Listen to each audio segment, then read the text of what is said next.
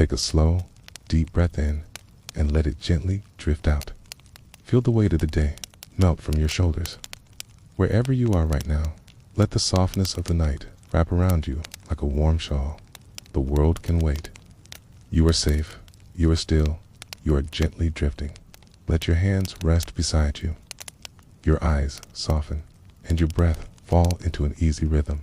Inhale and exhale. Now, let me take you on a journey far across the sands of time. Our story tonight begins beneath a moonlit sky on a road older than any kingdom. A path traced by centuries of footsteps and dreams. The caravan of 100 camels. Our story begins at twilight. The sun has just kissed the horizon, leaving streaks of amber and rose across a sky that fades slowly into indigo.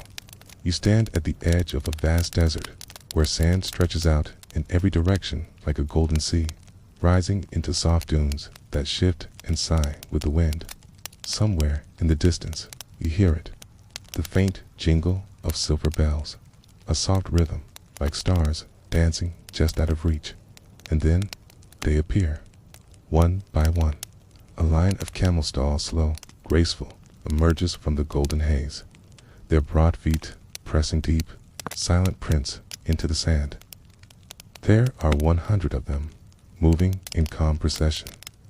Their riders are cloaked in linen and wool, wrapped against the sun's memory and the desert's cool breath. This is a caravan, a real one, as would have been seen along the Silk Road. Hundreds of years ago, when merchants crossed entire continents, not by ship or cart, but by camel and star. Each camel carries treasures. Soft silk dyed with crushed pomegranate and indigo. Sacks of saffron, gold as sunrise. Bundles of cinnamon bark and frankincense wrapped in cloth. Jade pendants that click softly with each swaying step. Scrolls beautiful, worn each bearing poems from lands as far as Cathay. As the camels pass you, the smell of spices rides the air. A whisper of cardamom, a hint of dried rose. The breeze carries it, slow and sweet, like a lullaby in scent. The leader of the caravan is a man with a weathered face, creased by sun and wind, his eyes kind and knowing. He holds a staff carved from olive wood, worn smooth by his hand. Beside him trots a little white dog, the kind that chases away snakes and keeps watch at night. He doesn't speak, but he hums, a tune passed down from his grandfather and his grandfather before that. It's not a loud hum, it's just enough to keep the rhythm steady, the kind of sound that blends with the crunch of sand, the groan of saddle leather, and the wind brushing across silk. You follow them, letting your mind step in time with the slow march of hooves and soft bells. They don't hurry. In the desert, nothing does. Each evening, they stop to rest beneath the stars. Tonight, they choose a shallow hollow between dunes, where the sand is cool and smooth. The camels kneel with practiced ease, letting their riders slip down in silence. Blankets are unrolled. Fires are lit, not roaring, just soft, slow-burning embers in a circle of stone. And around the fire, stories begin. A merchant from Damascus speaks of how glassmakers once whispered to molten sand and turned it into lanterns that glowed blue in the dark. A young girl, no older than 12, speaks of her dream to bring scrolls of ancient medicine to the monks in the northern hills. She clutches a single, carefully wrapped parchment to her chest. The desert is still. Even the wind seems to lean in and listen. Above, the stars bloom. You lay back on the warm sand, letting your breath match the pace of the story, the fire, the sky. It is said that on the Silk Road, travelers once used stars to find their way. Not just the bright ones like Polaris, but tiny, twinkling ones, only the desert reveals stars that flicker like whispers in the night. They called them sand stars, guides to the soul, not just to the road. As the fire crackles, a soft voice begins to sing. It's an old lullaby, sung in a language that flows like water. Even if you don't understand the words, you feel them. They carry you like a boat upon gentle waves. The camels sleep too, their long lashes blinking slowly, their breaths steady and deep. They rest in circles, heads low, their sides rising and falling with peace. Time begins to blur. Beneath the hush of the stars and a flicker of flame. This night could be 100 years ago, 1,000. The desert doesn't measure time like we do. It counts in dunes, in footsteps, in dreams. And so you breathe deeply, letting that dream carry you just a little farther, into sleep, into stillness. The fire is low now. The stars shine brighter, and the caravan sleeps on. Your breath flows gently in and out. The night holds you like the dune's cradle, the wind, still, safe, and serene. And in the hush of your heart, the story continues. Dawn arrives quietly, like a soft brushstroke across silk. Single bird cries in the distance. Its wings slice the early sky, where purple melts into a sleepy gold.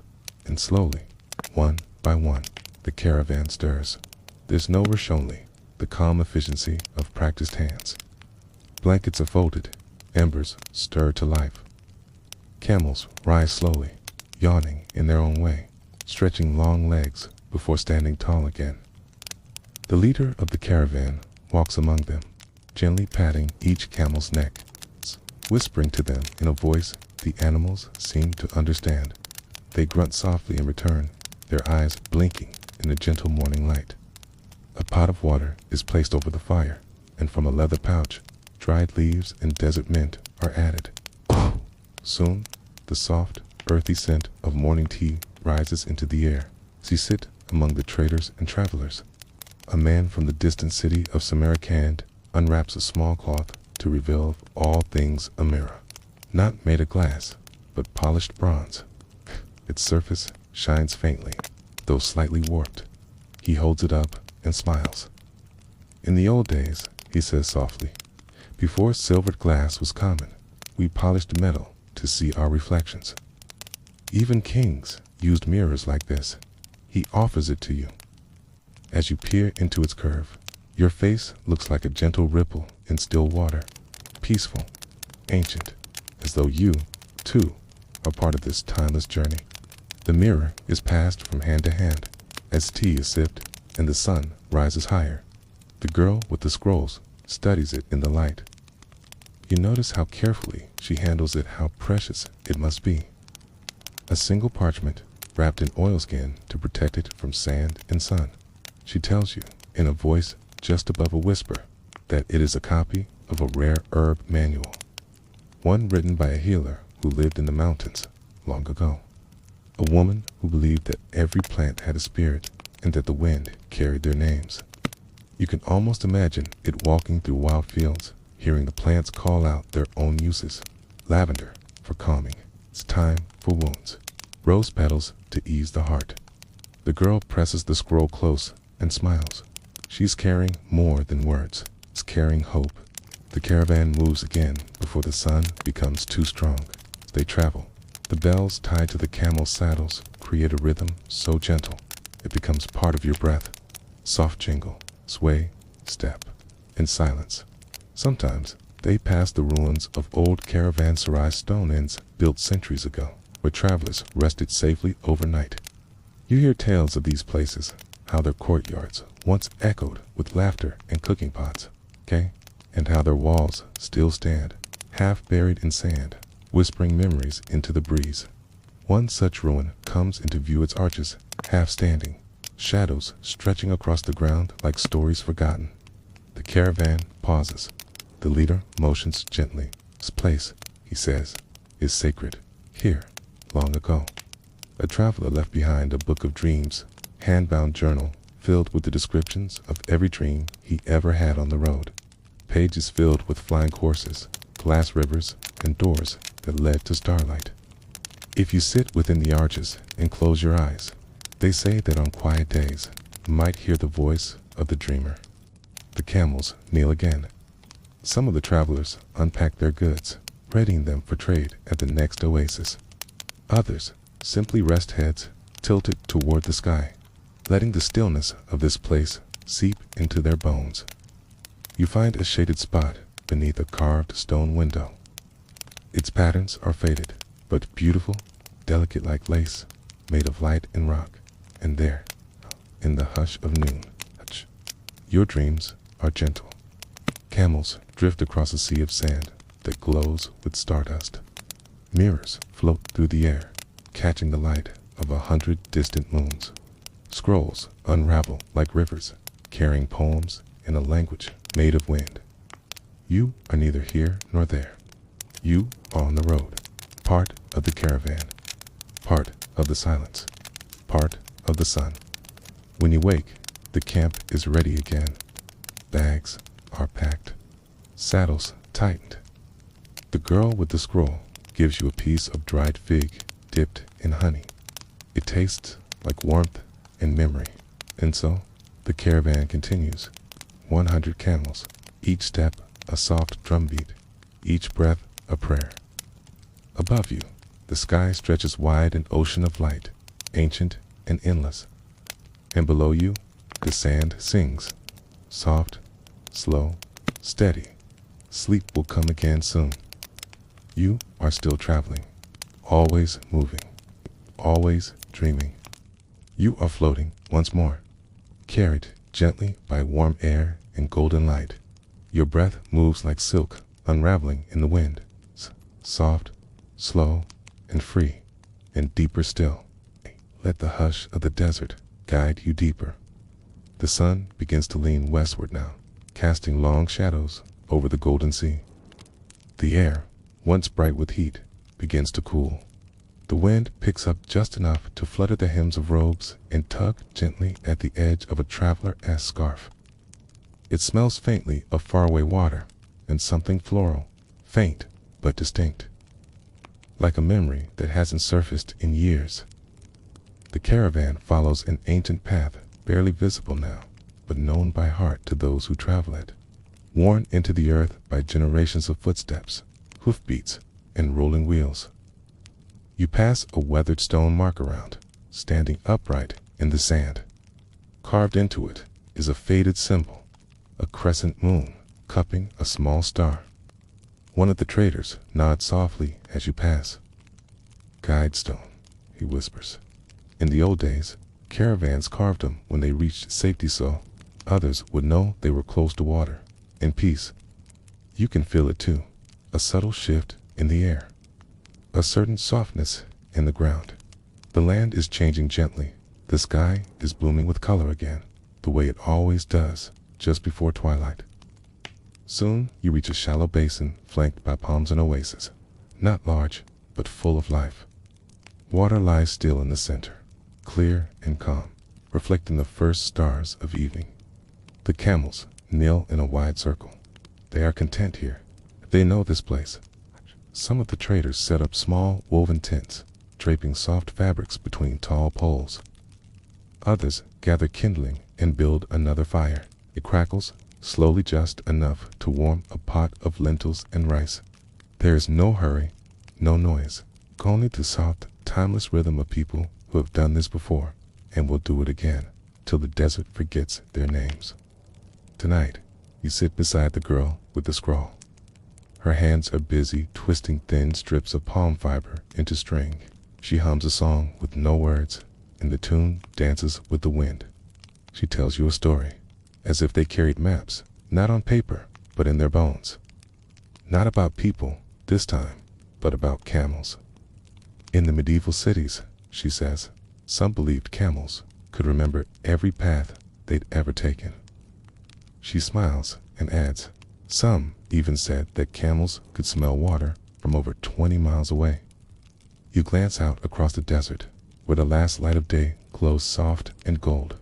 The camels rest nearby, eyes half closed, long lashes catching the twilight. One of them rises, wanders slowly to the water's edge, and kneels again. The sand barely shifts beneath its weight. The evening meal is simple. Spiced lentils, warm flatbread, and dates as soft as velvet. In silence, a silver pot is passed around, filled with warm milk, steeped in cardamom and saffron, a taste of comfort.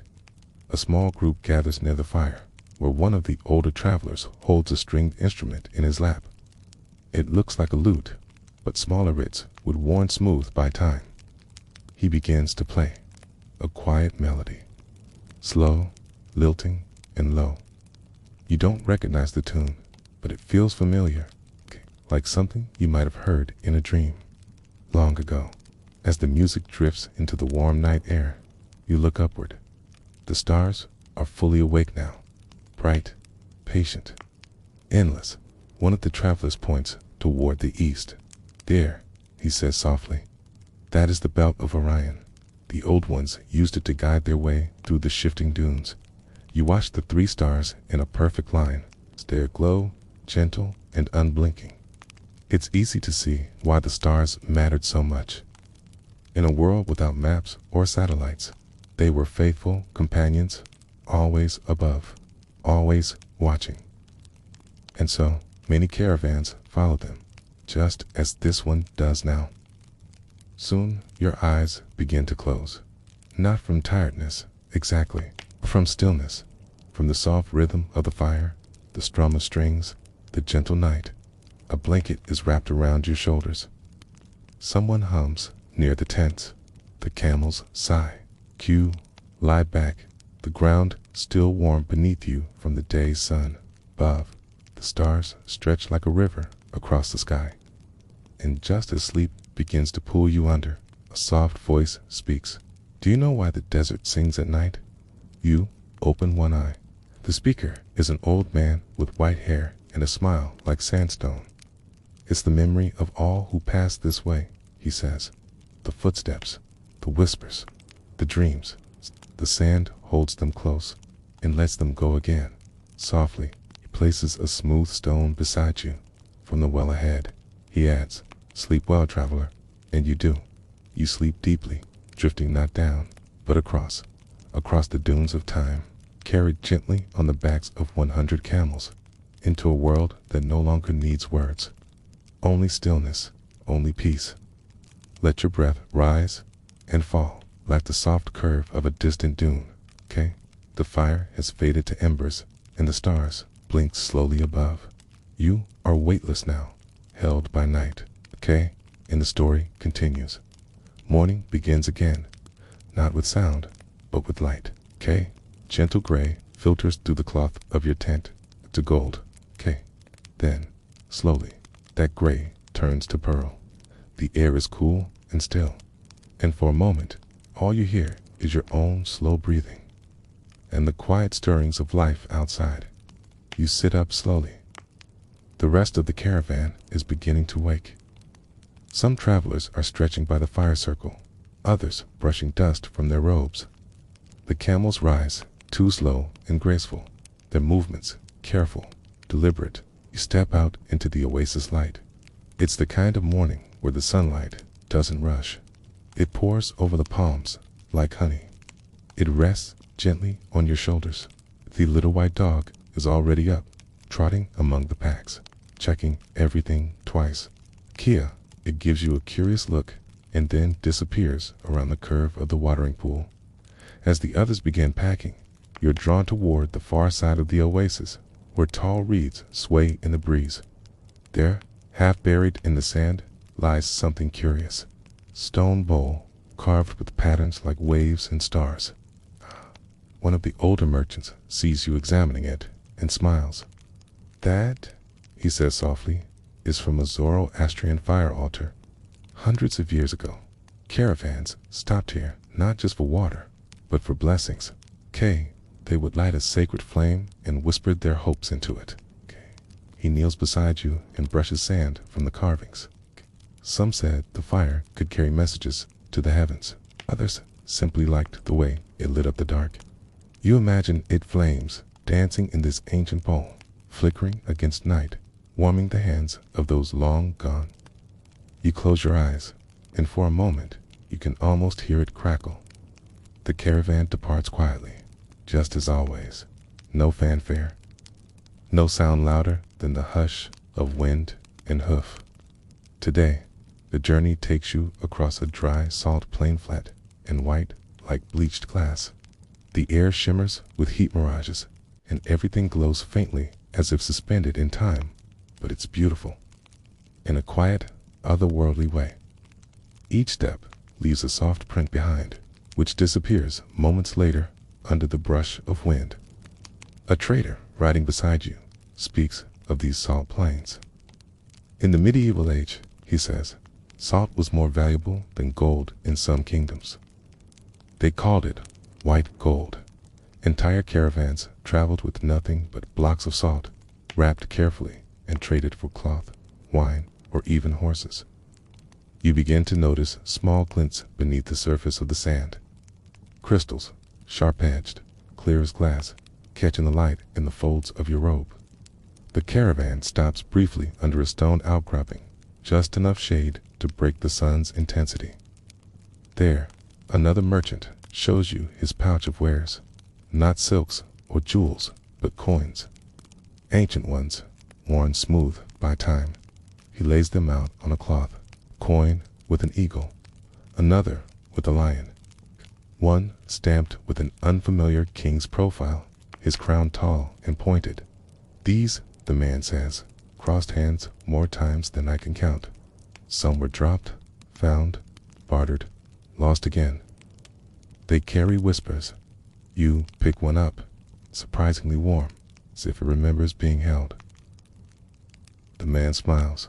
Coins, he says softly, are stories made of metal. Later, as the sun begins to ease behind the dunes once more, the caravan begins its gentle descent into a valley of red rock. The cliffs glow like embers in the evening light, and the camels move more slowly here, sensing the change in terrain. You pass through a narrow passageway, carved naturally by wind and rain over thousands of years. Strange symbols are etched into the rock walls. One of the younger travelers speaks up. It's said, these were made by travelers who came even before us. Some believe the symbols are prayers. Others think they mark safe passage. You reach out and touch one. It's rough, simple, but steady. It feels like someone else's hand is still in it. The passage opens at last into a wide, sheltered base, perfect for camp. The fires are lit early tonight. The wind is cooler here. It brings with it the scent of something distant, perhaps cedar wood or smoke from a fire miles away. The girl with the scroll unwraps it beside the fire and carefully traces the faded ink with her finger. She reads softly a passage about how to calm the heart using a tea of violet petals and clover. Another traveler brings out a wooden game board carved with circles and lines. Small glass stones are placed into the grooves. It's a medieval game, he explains, called Albuquerque, an ancestor to modern checkers. Simple, quiet, and meant to be played slowly, with thought. You watch two players begin, their fingers moving like dancers across the worn surface. There's no rush, just movement, breath, and stillness. The fire burns low. The stars return. You lie back once again, your eyes tracing the constellations overhead.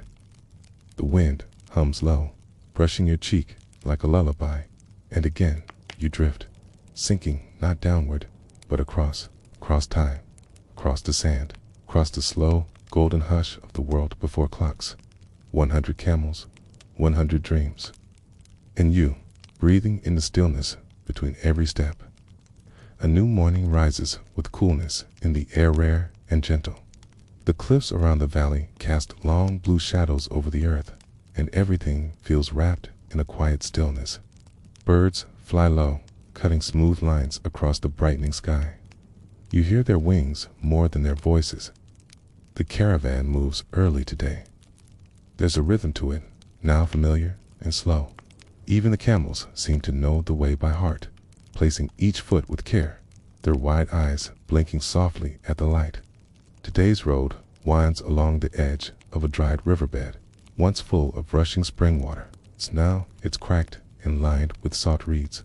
But if you listen closely, there's still a faint sound, like the memory of flowing water still lingers in the stones. The old man with the mirror from days before rides beside you. It tells you about how, in medieval times, desert people believed rivers could disappear underground, traveling in silence beneath the dunes until they chose to rise again.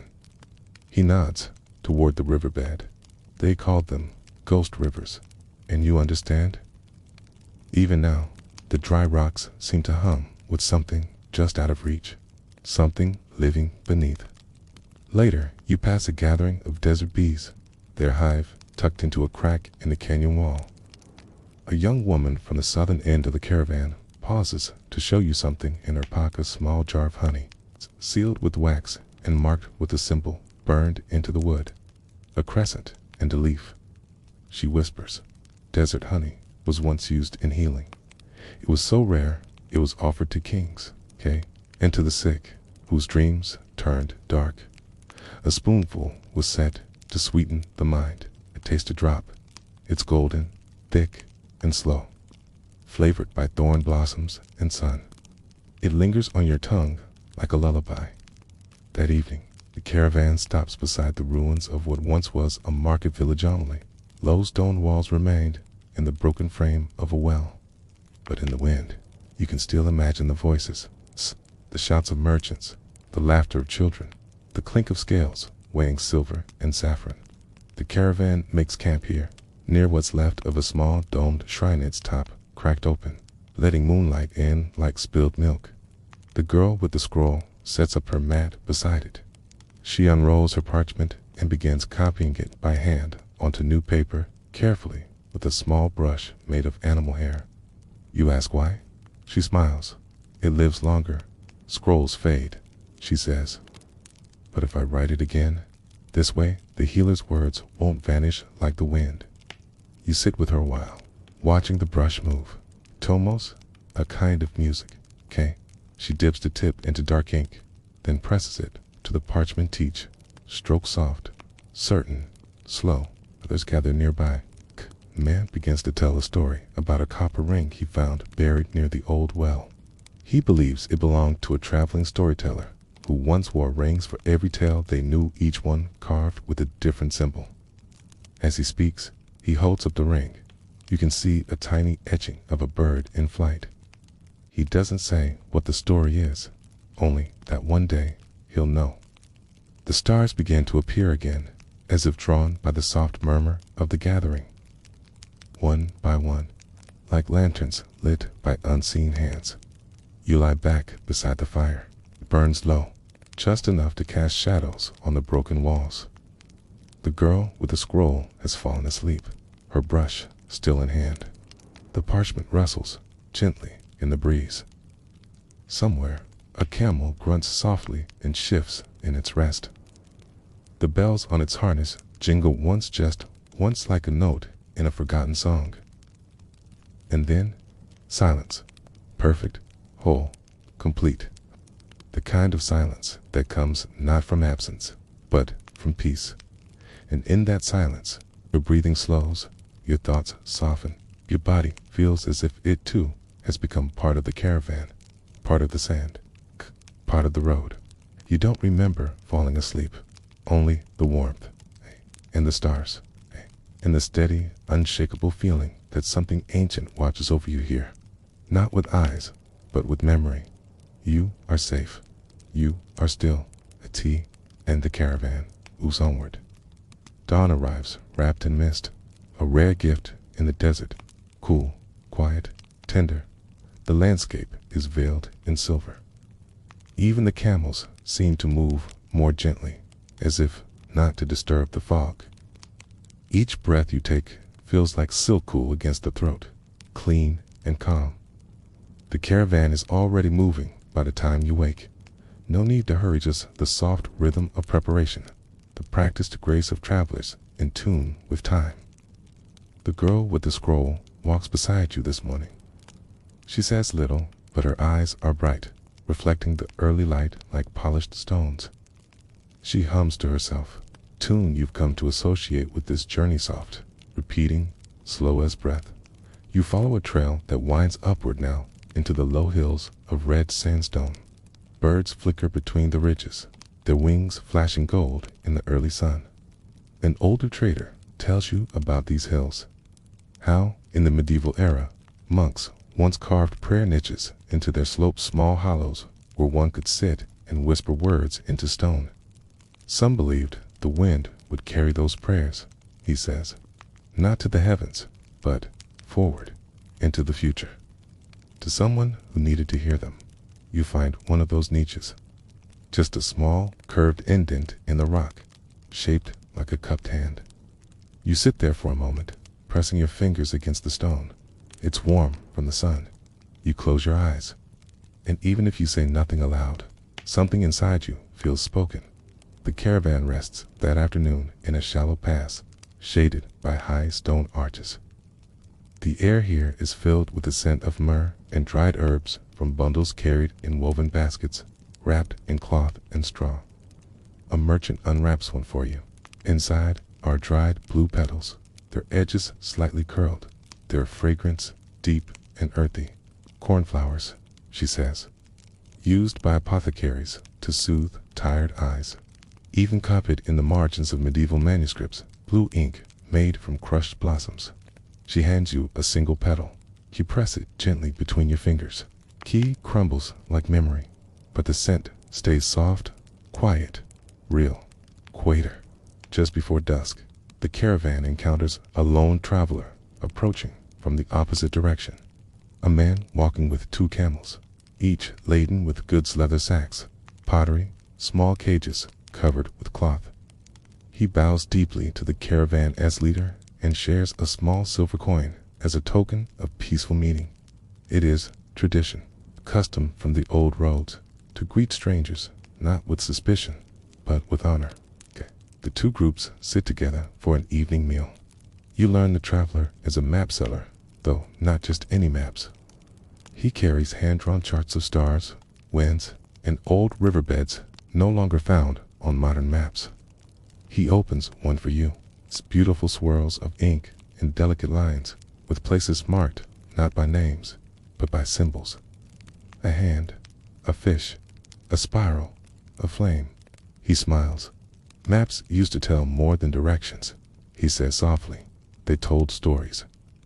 Where a man was healed, where someone fell in love, where a hawk flew overhead at dusk. You trace your fingers across the map and feel your heart slow, as though you, too, are becoming a mark on this parchment, part of the landscape.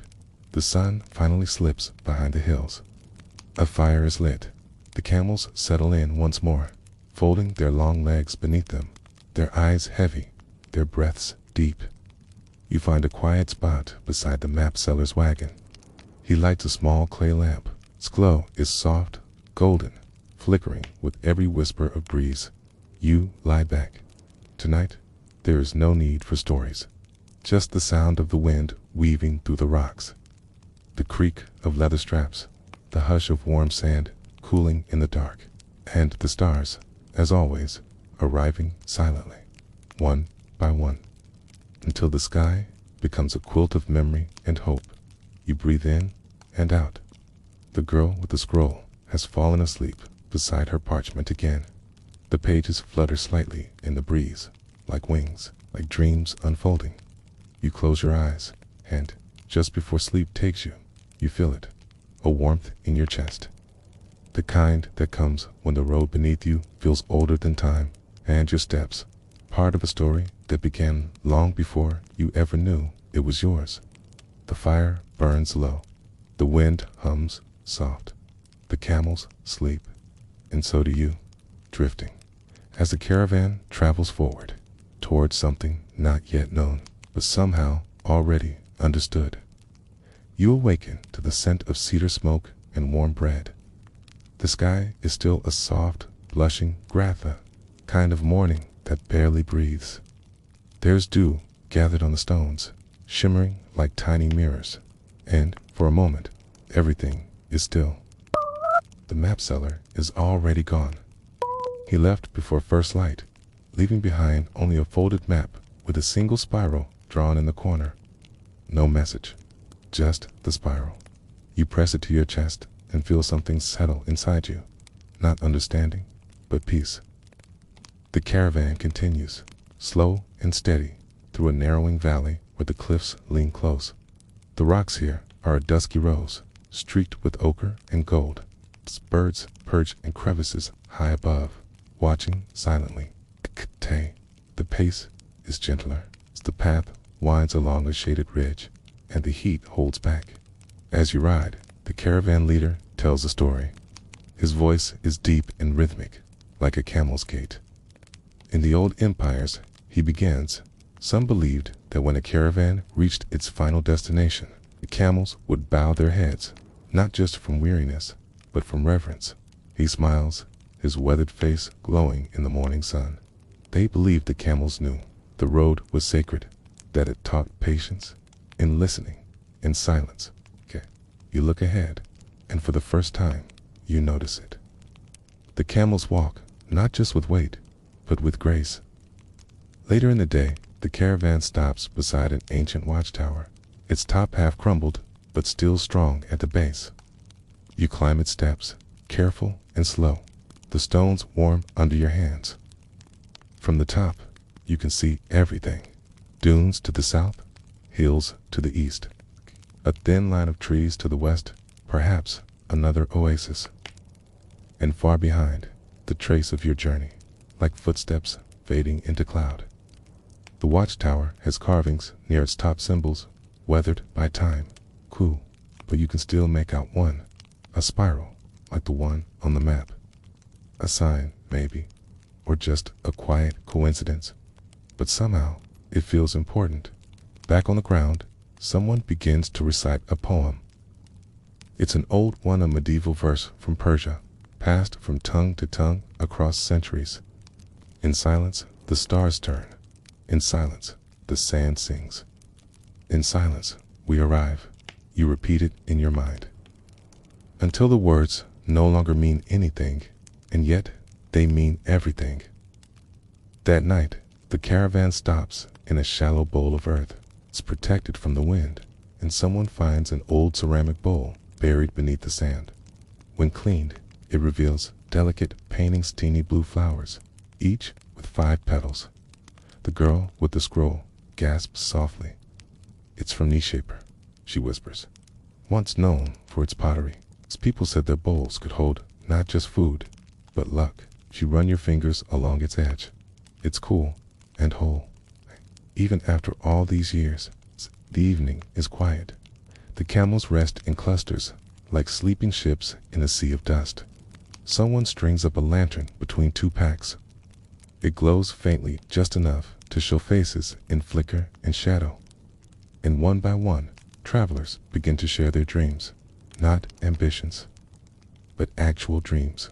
One speaks of a staircase made of feathers. Another of a door in the sky. The girl with the scroll says she dreamt of herbs that sang when picked, their roots humming low notes. You hesitate, but then you speak too. You say you dreamt of walking with the camels, but in the dream, you were one of them. Tall, slow, patient, and you carried something precious on your back, but didn't know what it was. When you finish, no one laughs. They simply nod, as if they understand. And maybe they do. The stars are clearer than ever tonight. So many, so close, as though they are traveling too. You lie back on your mat, hands resting loosely at your sides. The earth is warm beneath you, some night air like a soft breath across your skin. And in the distance, you hear it, a sound like wind, but deeper. The sound of 100 camels breathing in the dark. Not all at once, in rhythm. A chorus of lungs, like waves on a shore. You let that sound carry you, away from thought, away from time, and into sleep. The final day begins with silence. No birdsong, no footfall. Just the whisper of wind and the soft creak of saddles being tightened. There's a feeling in the air, not urgency, but completion. Even the camels seem to know. Their eyes are calm, their pace steady. Today's path curves gently downhill into a valley ringed with olive trees. You pass ancient groves, some older than memory.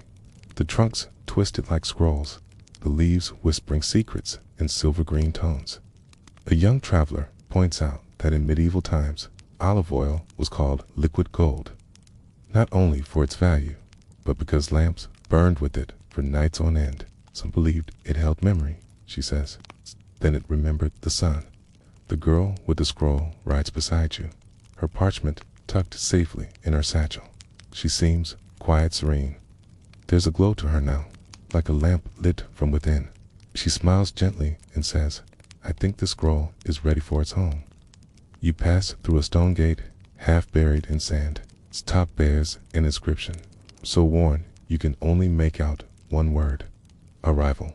Behind the gate lies a village. Small, quiet, tucked into the folds of the land like a sleeping child. The buildings are made of sun-dried clay. Their roofs curve like the dunes, and their windows blink gently in the breeze. Children run to greet the caravan, laughing softly, tossing petals and bits of sweet-smelling herbs. The caravan halts in the central square. The camels kneel once more, one after another, in a ripple of motion, just as the caravan leaders said they would, with reverence. The traders begin to unload their goods: silks, spices, salt, beads, scrolls. Each item placed carefully into baskets, each exchange done with gratitude, not haste. You step off your camel slowly. Your legs are steady, though your heart feels weightless. The girl with the scroll walks toward a low stone building, its doorway framed with dried lavender. A healer waits there, her eyes wise, her hands stained with the colors of many herbs. The girl bows and offers her the scroll, and the healer weeps, not with sadness, but with joy. She says nothing. She simply opens the parchment, holds it to her chest, and then brings the girl into a soft embrace. You turn away quietly. The sun is warm on your back. The village hums with quiet welcome. And you begin to feel something deep inside shift, not like an ending, but like a breath finally released. The caravan will rest here for a time, then perhaps it will move again, or perhaps it won't. That is not for you to decide. But you know your journey has reached its soft, golden close. You wander to the edge of the village where a fig tree grows. You sit beneath it, and a breeze moves through its leaves with a sound like soft laughter. In your hand is the spiral map left by the stranger. You unfold it one last time, and you see that the spiral wasn't a destination. It was a path, one that curls inward, then out again, like breath, like the curve of a camel's stride, like the rhythm of sleep. You close your eyes. The sound of the caravan remains of hooves, silver bells, the rustle of wind through fabric, and then even that begins to fade, replaced only by the steady silence of peace. You are no longer walking. You are no longer waiting. You are simply here, home, carried gently by the memory of 100 camels, their backs steady with time, their breath warm as dreams, and as sleep takes you one last time, it feels like the oldest journey of all, returning to yourself. The end.